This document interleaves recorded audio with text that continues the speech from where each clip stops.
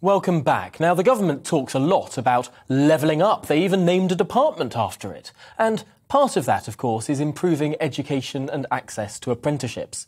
But the number of entry-level apprenticeships has more than halved since 2011.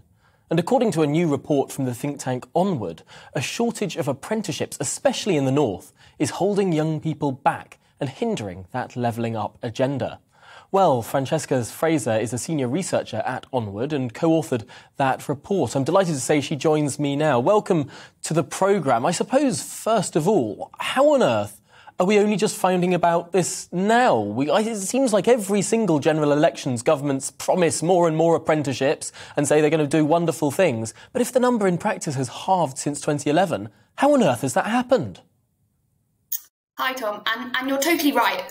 It's a real challenge for this government. We know that there's been quite a lot of reform to apprenticeships in the last 5 years or so, and a lot of this has been really positive. It's improved the quality of the training and left apprentices much more sort of competent when they enter the workplace as a result. But the risk is there's been unintended consequences to this. Apprenticeships can play such an important role in people's lives. They provide education, a route into employment, and particularly in technical trades. And like you say, there's a risk that this is changing as businesses turn their backs on the traditional apprenticeship. And this is hitting, as you say, red wall places, parts of the north, much heavier than parts of the south. And that's ultimately limiting education opportunities as well.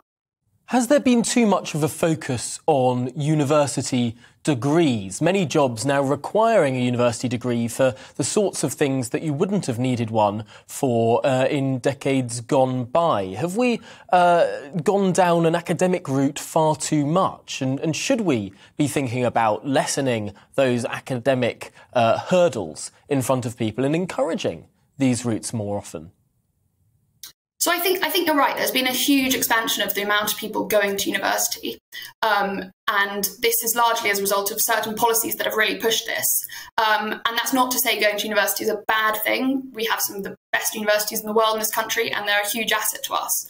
But the risk of the expansion has meant that there are a number of courses that people study that ultimately aren't necessarily giving them the returns, nor the taxpayer, who often ends up footing the bill because of the earnings premium that comes from it. So I think you're right. We need to be investing more in further education. The government's recognised this too, to their credit.